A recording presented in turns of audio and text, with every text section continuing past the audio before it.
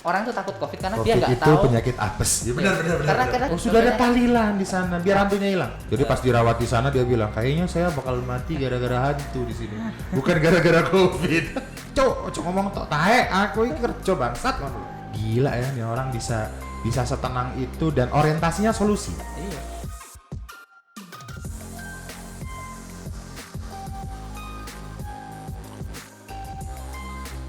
Nah, sekarang kita masuk ke segmen berita hari ini. Kita pengen ngasih 3 strike fact dan perlu kita diskusikan dan kita obrolkan. Tinggal dijawab aja bener apa enggak. Strike fact pertama adalah demo Omnibus Law itu mempersulit tim Satgas COVID Indonesia. Bener gak? Iya, jadi sebenarnya potensi penularan itu pasti menaik. Jadi sekarang setelah demo kemarin ada beberapa klaster pabrik di Jawa Timur ini ada klaster pabrik yang muncul ya sekitar 1 minggu yang lalu lah. Oh, jadi klasternya munculnya di pabrik setelah mereka pabrik. pulang dari. Nah, tapi kita dari demo. belum membuktikan apa yang sekarang lagi kita cari apakah mereka ini ikut demo atau tidak. Karena waktu demo kemarin kan ada beberapa yang dites. Nggak semuanya memang dites karena jumlah yang demo ribuan. Yang dites kemarin sekitar 600-an. Yang reaktif itu rapid ada 24, yang swabnya PCR positif alhamdulillah cuma 1 orang. Jadi nggak terlalu banyak waktu itu. Wah, syukurlah. Tapi kan kita nggak tahu dan problemnya demo itu kan bukan kepada orang yang demo. Karena COVID itu kan kalau saya bayangkan ya, dia itu kayak Russian roulette.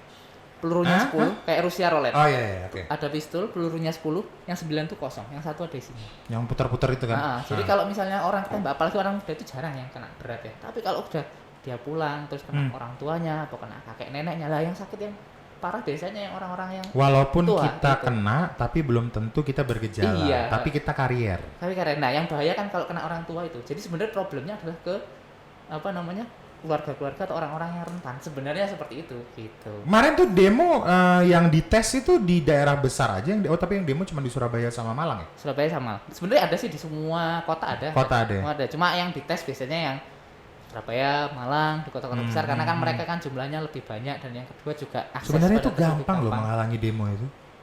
Dites aja, dikasih syarat. Besok yang mau demo harus tes COVID gitu. Terus dipositifin semua cuy. Nah, tapi pertanyaannya Pulang langsung dia. Tapi bohong hak kan. asasi ya, karena kan orang kan demo itu kan hak mereka untuk menyampaikan suara. Ini kan jadi kan dilema jadi COVID itu. Tim Mas Jibril, Dr. Jibril sendiri kan itu sebagai tim kuratif ya.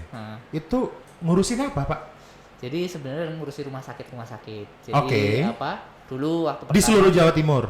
Khususnya di seluruh Jawa Timur. Khususnya masalah datanya. Jadi jumlah pasien yang masuk berapa, terus habis itu yang dirawat berapa, terus karena kita juga bantu kalau misalnya mereka kekurangan sumber daya apa kita bantu seperti itu.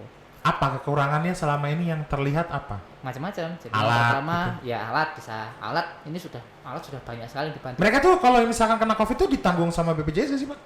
Ditanggung. Jadi orang kecuali yang swasta. Swasta juga ditanggung. Jadi, oh iya, ditanggung semua. Tapi syaratnya rumah sakit tersebut harus masuk SK rujukan. SK rujukan. Nah, jadi dia harus berkomitmen dulu. Dia mau merawat COVID apa enggak? Oke, mau mereka masuk SK. Karena rumah sakit juga belum tentu punya fasilitas untuk ruang isolasi dan kawan-kawan ya. Karena kan perawatan COVID kan harus khusus, harus masuk ruang berarti isolasi. banyak yang salah kaprah loh soalnya. Banyak yang salah kaprah bahwa katanya ditanggung kok gua nggak tanggung gitu. Rupanya tidak ditanggung karena bukan rumah sakit rujukan. Bisa jadi seperti itu gitu. Atau memang dia sejak awal mau mengatakan bahwa mau membayar sendiri gitu. Jadi harus dari awal dia udah sombong deh. Saya bayar semuanya Pak, penting saya sembuh gitu. Iya. Banyak yang kayak gitu juga. Oke. Berarti mempersulit nggak sih? Belum kelihatan ya sekarang berarti. Sedikit tapi belum terlihat yang sangat besar sekali gitu. Karena klasternya juga masih belum ketahuan. Klasternya masih sejauh ini yang kita monitor masih 1 kalau di Jawa Timur yang sudah kelihatan. Di Jawa Timur. Kota mana itu, Pak? Waduh.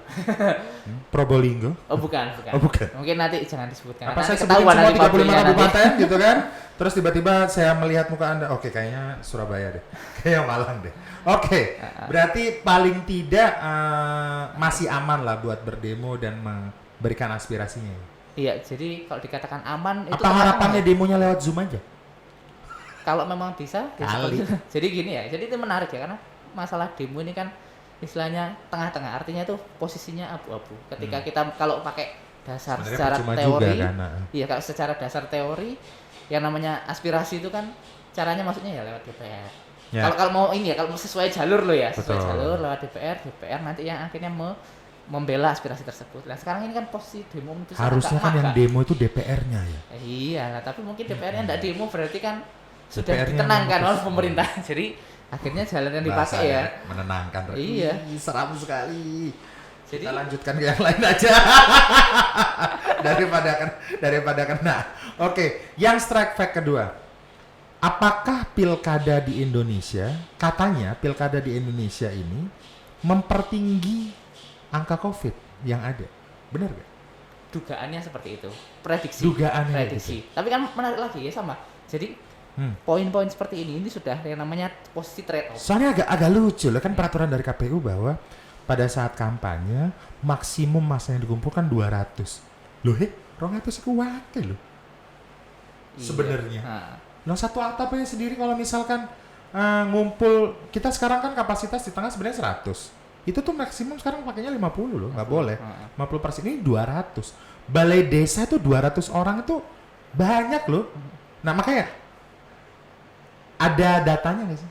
Jadi kalau terdata nggak sih? Untuk jumlahnya orangnya yang dikumpulkan? Nggak, akhirnya apakah itu mempersulit Satgas untuk menanggulangi atau gimana? Atau ada kerjasama juga KPU dengan Satgas? Oh jadi semua KPU sekarang kan ini apa? Jadi gini, intinya COVID itu, saya sudah berkali-kali ketemu pasien COVID, cuma pakai masker, saya nggak pernah ketularan. Itu yang satu. Oke.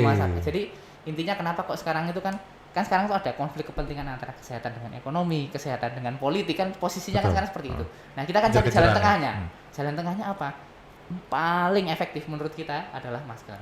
Karena itu masker itu penggunaannya 98%. Kalau misalnya dua-duanya pakai masker ya, itu 98% penularan bisa ditekan. Saya nggak pakai masker karena tadi udah ini kan, udah tes rapid. Iya, kalau sudah dites nggak apa-apa. Okay. Memang protokolnya kan dites. Kalau nggak pakai masker itu sudah istilahnya penularannya itu sangat karena kan dulu gitu. Strateginya adalah mengetahui dulu musuhnya siapa gitu. Sehingga harus dites dulu. Benar. Karena kalau kita nggak tahu ya nggak gimana cara penanggulangannya gitu. Benar. Kan. Nah tapi kan kalau sekarang kayaknya orang udah capek gitu kan. Benar. Nah, apalagi abis ini pilkada nih. Nah, pilkada ini kan klasternya sebenarnya di TPS akhirnya nanti. Bisa jadi gitu. Nah, makanya itu sekarang kan yang kita gembor-gemborkan adalah protokol kesehatannya gitu. Karena ini sudah konflik. Tidak apa-apa jalan asal ada protokol kesehatan. Tapi protokol kesehatan harus benar-benar dilaksanakan gitu. Karena problemnya apa? Kalau misalnya pilkada nggak dijalankan, itu problemnya lebih menarik lagi loh. Bayangkan. Kalau pilkada tidak jadi, kosongan pemimpinan ya? Kosongan. Terus yang kedua, Mendagri akan setara dengan presiden. Maksudnya presiden ya. Jadi bayangkan Mendagri itu nanti akan mengepalai semua PLT daerah. Nah, menarik kan? Jadi negara Indonesia bisa kayak jadi satu negara baru lagi. Nah, itu menarik cuy. Karena alurnya kan dulu kan koordinatif ya antara pemerintah pusat dengan daerah. Betul. Sedangkan kalau diangkat PLT kan akan langsung manut dengan Mendagri. Wah, komando bayangkan menarik kan? Akhirnya fungsi komando ya. Fungsi komando. Koordinatif lagi ya. Menarik gitu kan. Jadi kalau dulu di bagannya himpunan, kalau fungsi komando itu garisnya lurus. Kalau koordinatif itu titik-titik. Nah, sekarang tuh titik-titik. Mau dilurusin kayak kalau pilkada nggak ada. Karena banyak yang nggak setuju kalau pilkada ada dan ditunda. Sehingga semua PLT, kalau PLT Mendagri yang menarik kan, gimana coba?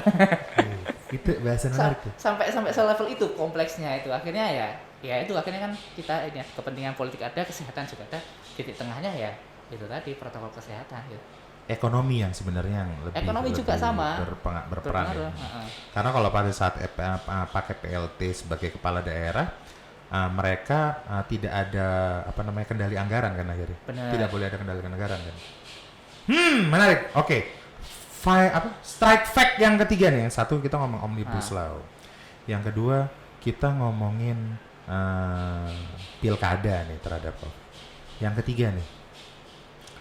Kira-kira bener nggak sih bahwa para influencer COVID ini yang menyebarkan baik itu berita baik atau berita buruk itu sebenarnya tim Satgas juga. Oh, enggak semuanya. Jadi kan ini, kalau influencer, kita lihat influencer itu kan ride to wave. Ride to wave atau make to wave, tapi enggak semua influencer tuh bisa make to wave. Rata-rata ride to wave. Tim Satgas itu isinya apa aja sih, Pak? kalau Satgas di Jawa Timur ya, influencer nggak masuk struktur. Jadi Satgas itu cuma di Jakarta doang berarti yang Satgasnya dari influencer. Nah, jadi masuk tim relawan. Kalau Jakarta itu mereka masuknya lewat. Kita ada tim relawan nggak sih? Ada. Di Jawa Timur. Tapi memang dia influencer memang belum masuk. Karena influencer di Jawa Timur tuh kalau kita lihat sih belum terlalu ini ya. Kita nggak tahu kebanyakan emang nggak punya otak, Pak. Ada itu. Ntar saya diserang ini. Dia kan cuma pamer bahadada doang ada gitu. Influencer yang menjual gagasan tuh ya masih agak susah lah gitu. Oke. Nah, mereka itu biasanya kalau di pusat ya, mereka dimasukkan dalam tim relawan. Relawan mereka dibebaskan. Karena influencer itu kan, influencer kan dibebaskan ya. Kalian terserah mau bikin caranya seperti apa, yang penting sampaikan pesan ini. Monggo. Mau pakai cara ngegas lah, mau pakai cara apa halus lah, mau cara edukatif lah, silakan gitu. Tapi mereka sebenarnya secara struktur tidak dalam ini gitu. Mereka tim relawan gitu. Kalau di sini malah enggak, kalau di sini malah Satgasnya isinya. Kenapa tidak ada tim relawan, Pak? Kenapa tidak ada tim relawan di Jawa Timur? Kalau ada, tapi bukan, maksud saya tidak ada influencer yang masuk tim relawan gitu. Karena mungkin ya pertama kita belum tahu. Soalnya kan relawan itu kan identik sama keikhlasan. Iya. Identik sama ya kalau rela jalan enggak gitu kan. Benar. Sehingga mereka harus selesai dulu dengan diri sendiri. Sebenarnya di industri Jawa Timur ada tim relawan. Ada, kalau tim relawan ada. Jadi kita punya 1.600, tapi memang relawannya digital. Jadi memang rata-rata mereka digital. Mereka kan berkampanye untuk protokol kesehatan secara digital. Jadi dulu kita kan punya yang namanya forum COVID. Jadi dia itu ada nakes sama anak-anak kesehatan yang nganggur-nganggur. Waktu awal-awal COVID kan banyak orang yang tanya-tanya apa dan sebagainya. Itu kita bikin sekarang udah bosan mungkin. Iya, sekarang sudah bosan. Tapi itu kan dulu kan momen yang tepat. Sampai kunjungannya sekitar 2 jutaan kunjungan itu, tanya jawab di COVID. COVID-19 jatimprof.go.id. Itu seperti itu gitu. Tapi memang sekarang sudah mulai agak turun memang, karena orang-orang sudah enggak tanya-tanya lagi. Tanya-tanya kan bulan Maret April dulu. Karena pada kepo kan, dan enggak semuanya bisa tahu. Saya juga gitu. Bingung ini bener apa enggak. Saya alhamdulillah sih belum pernah bergejala, tapi keluarga saya, papa, mama kemarin kena COVID, dan dari ceritanya sih emang nggak enak banget sih sebenarnya. Katanya ya. Yang lucu itu banyak teman-temannya papaku yang dokter juga, itu yang malah mereka juga nggak percaya bahwa COVID ada gitu. Sama-sama dokter loh padahal. Nah, ini terakhir nih pertanyaannya adalah gimana sih sebenarnya kita menghindari kematian kalau udah kena COVID? Iya, kan saya bilang tadi ya. Jadi COVID itu kalau udah kena gitu loh. Oh iya. Kan penyakit apes ya, bukan penyakit apes ya. Karena kita itu nggak, jadi orang tuh takut COVID karena dia nggak tahu. Itu penyakit apes. Ya benar. Karena kita nggak tahu ketika kena ada 10 peluru. Pas kena sing 1 ini apa enggak? Kalau pas kena sing 9 ya sudah OTG santai. Makanya orang menganggap ya sudahlah, paling ya nggak apa-apa, paling ya cuma kena biasa, paling nggak bisa. Tapi bisa jadi kita pas apes kena yang 1 dor ini, nah itu kan bahaya. Yang meninggal kan ada. Nah problemnya kan ini. Nah sekarang kan yang sedang kita pelajari dan kita cari tahu kan kenapa kok bisa jadi yang 1 ini. Nah, karena kita masih belum lengkap ilmunya, makanya orang masih takut. Tapi dari pelajaran ya, kita sudah mempelajari di Jawa Timur contohnya. Yang paling bahaya adalah 1, orang punya gagal ginjal. Itu 3 kali lipat. Udah cuci darah lah ya. Udah cuci darah. Yang kedua itu punya penyakit jantung. Jadi kalau punya penyakit jantung harus hati-hati. Karena kalau dia kena COVID, resiko meninggalnya bisa sampai 3 kali lipat juga. Terus diabetes sama hipertensi. Sama hipertensi. Jadi kalau misalnya ada itu, jadi cara lebih baik kalau sudah ada seperti itu fokus ke pencegahan daripada kalau kena itu nanti lebih susah. Kalau diabetes berarti berpotensi harus makan produk sehat berarti ya. Oh boleh, seperti beras organik saya. Nah ini sudah ada sekali lah sponsor. Iya. Oke, terus itu pertama. Jadi kalau pencegahan memang kalau lebih hati-hati lah bagi teman-teman yang memiliki penyakit ginjal, diabetes, hipertensi, satu lagi apa tadi? Jantung. Berarti ini kan nomor 5. Enggak juga sih, orang jantung sekarang 17 tahun juga ada yang penyakit jantung. Bisa, ya. Makanya. Dan hati-hatinya bukan hanya level orangnya juga, level anak muda juga. Karena kalau orang tuanya ada yang sakit, nah kan kita kan nggak tahu. Kadang-kadang yang susah itu kan kita santai bawa ke rumah, terus ternyata orang tuanya yang malah kena. Nah, ya. Oke, itu yang pertama. Yang kedua? Terus yang kedua ketika memang sudah kena, nah ini ada cerita unik nih. Kalau misalnya pasien kena COVID, itu kan dulu kan pertama kan dimasuk rumah sakit semua. Ya. Rumah sakit penuh. Dulu sempat sampai makan itu hotel apa tuh namanya pop jadi hotel jadi dan sebagainya. Waktu dulu kan memang banyak banget karena kan COVID itu kan memang ada kurvanya memang. Waktu Loh, awal-awal. tapi kan kurva di Indonesia kayak sahamnya Google, Pak. Naik terus, tidak Jawa selesai-selesai. Timur sekarang turun. Sekarang turun. Nah, iya. Terus. Dulu memang kita parah, memang kita tertinggi setelah Jakarta. Wah, gak karu-karuan tuh. Tapi sekarang kita sudah tahu caranya adalah dihukum orang-orang yang nggak pakai masker. Oke, yang kedua tadi itu apa ngomongin ketika kalau sudah udah kena masuk rumah sakit, nah itu kita punya yang namanya konsep rumah sakit lapangan. Jadi Konsep rumah sakit rumah lapangan sakit itu lapangan. kalau orang ke sana itu kayak hotel rasanya, kayak hotel, kayak liburan. Jadi kalian kalau misalnya pasien positif, gejala ringan, ringan sedang atau tanpa gejala, kan kita evakuasi ke rumah sakit lapangan di Indrapura itu. Yang dulu katanya rumah sakit berhantu, sekarang sudah tidak berhantu lagi. Jadi, sudah mendatangin kiai siapa ke sana? oh, banyak kiai-kiai yang dari pondok-pondok. Oh, sudah ada tahlilan di sana biar hantunya hilang. Sholat id sudah. Bukan hanya karena ada kiai juga yang lagi positif dan dirawat di sana dan Jadi pas dirawat di sana dia bilang, kayaknya saya bakal mati gara-gara hantu di sini, bukan gara-gara COVID.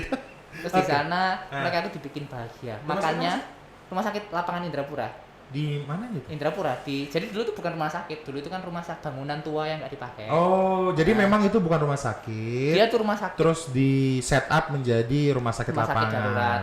Terus di sana itu kan konsepnya ini ya, konsepnya di sana itu orang diisolasi ada kamar-kamarnya, kayak hotel gitu sih, kayak hotel ya, kayak penginapan. Terus nanti mereka dikasih tenda juga, kayak rumah susun, ada kafe, bagus banget. Oh, ada kafe juga, ada kafe. Terus mereka juga ada gymnya juga, terus habis itu ada tempat buat karaoke. Jadi di sana tuh kan kayak diisolasi tapi enjoy gitu. Makannya aja satu kali makan 50. Tapi mereka boleh bertemu sama pasien lain ya? Oh boleh, kan sudah sama positif.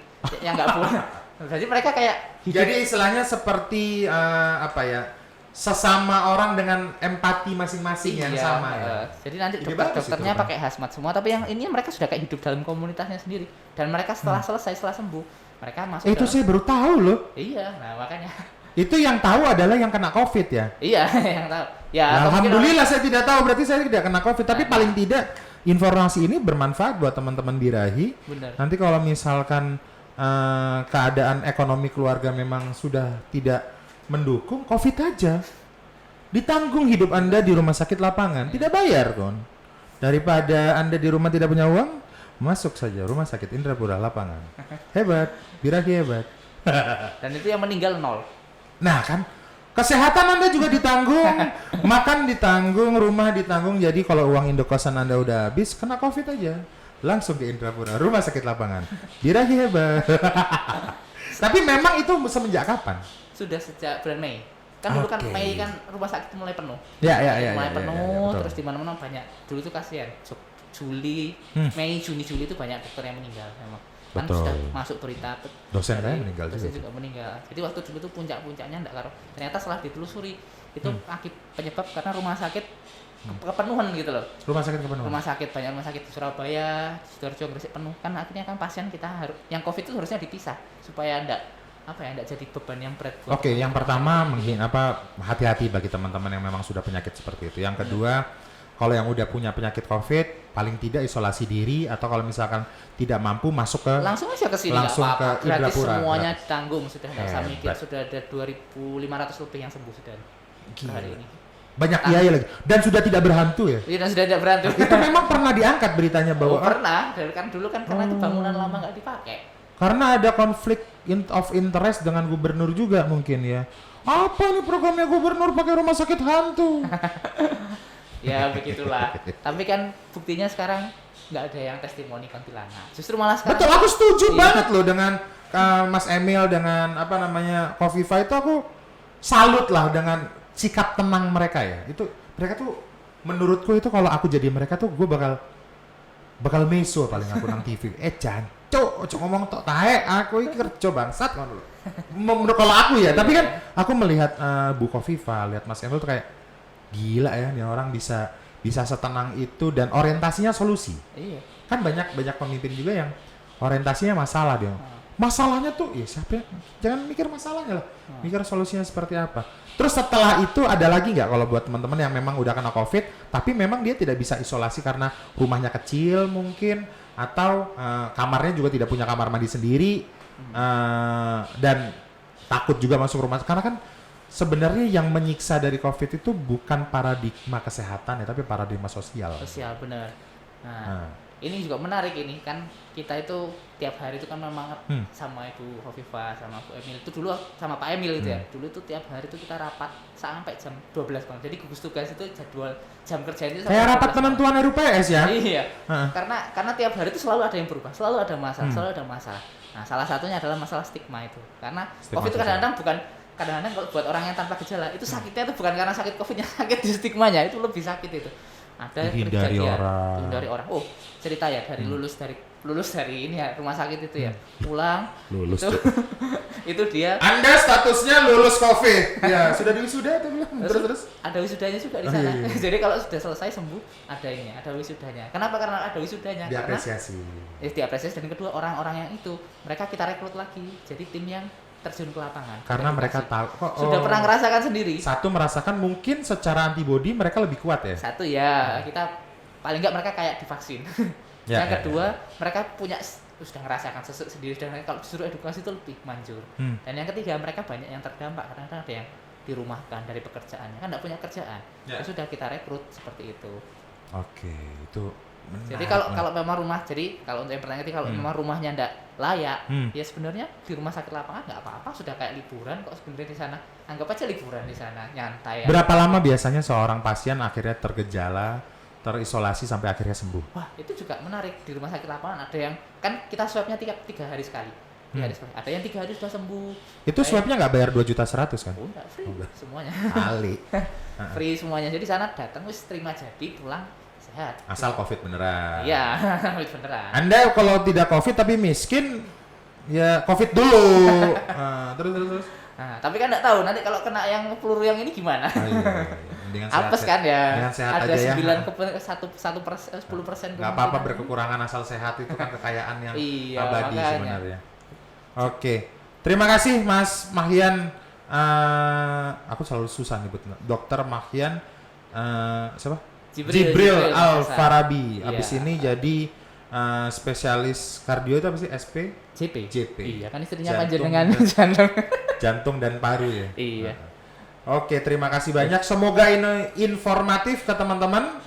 Dan mungkin dari Mas Jibril pengen ngomong satu hal terhadap teman-teman anak muda yang nonton ini. Kira-kira benggak mate iku kudu piye? Iya. Jadi ini langsung sharing aja ya belak-belakan. Saya itu sudah ketemu pasien COVID itu berkali-kali di rumah sakit atau mungkin di lapangan. Yang pertama COVID itu ada, beneran ada.